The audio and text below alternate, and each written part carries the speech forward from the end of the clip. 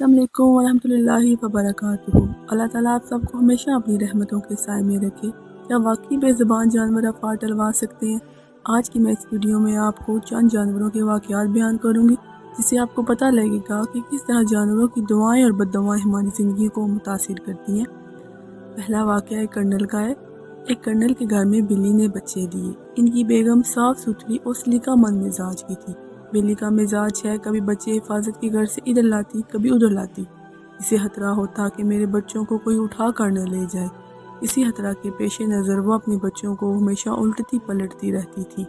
इनके घर में भी यही कुछ हुआ। आखिर फैसला ये हुआ कि बिल्ली के बच्चे उठाकर बाहर फेंक दिए जाएंगे, लेकिन कुदरत को इनके लिए खैर मंजूर थी। एक गैबी आवाज़ आई, ऐसा किया तो बर्बाद हो जाओगे। घर में जो आबादी है इन्हीं की वजह से है, लिहाजा उन्होंने अपना फैसला बदल दिया। दूसरा वाक़या, घर में बिल्ली ने बच्चे दिए। सख्त सर्दी और सख्त बारिश, घर वाले तमाम कमरे में बैठे थे। बिल्ली को अपने बच्चों का फिक्र था। कोई बच्चा इधर भागता तो उसको अपने नीचे देती कि इसको सर्दी ना लगे। बाहर बारिश हो रही थी और सर्दी बहुत ज़्यादा थी। घर वालों ने बिल्ली को कमरे में साथ रखने में एक राहत महसूस की। आखिर मशवरे में तय किया कि बिल्ली को घर से यानी कमरे से निकाल दिया जाए। एक टोकरा लाकर इसमें बिल्ली के बच्चों को डाला।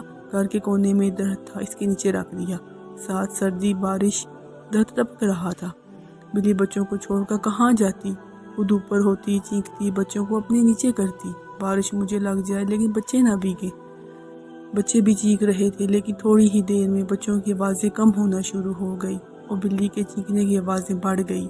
लेकिन फिर कुछ ही देर के बाद बिल्ली की आवाज़ भी ख़त्म हो गई। बच्चे और बिल्ली सर्दी से ठठर कर मर गए।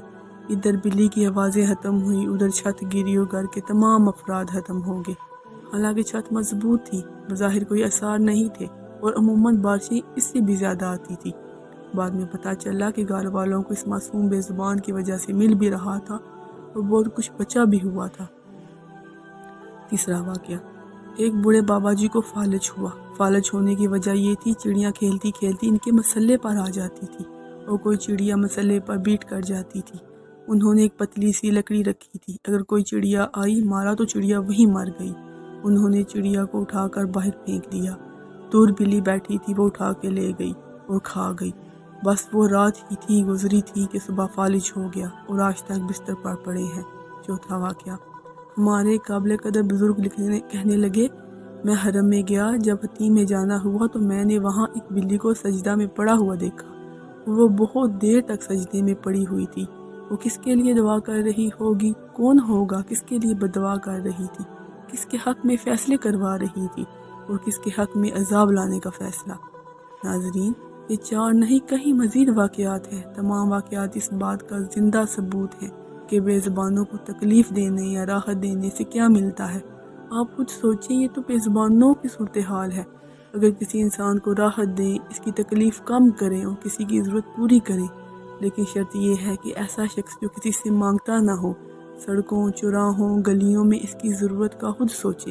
यकीन जानिए, ज़िंदगी में चार चंद मसाइल हल, मुश्किलात दूर और निज़ाम बेहतरीन हो जाएगा। कभी आपने सोचा फितराना किस लिए दिया जाता है? और फितराना भी सही बनकर, ज़कात पूरी की पूरी बाकायदा मसाइल पूछ कर अदा करना और ज़मींदारों के लिए उशर। ये सब इसलिए है कि जहाँ हमारी जायदाद बची रहे, वहाँ ज़मीन नस्लों के काम आए, हादसात, तूफ़ान, मसाइल और मुश्किलात से हिफाजत रहे।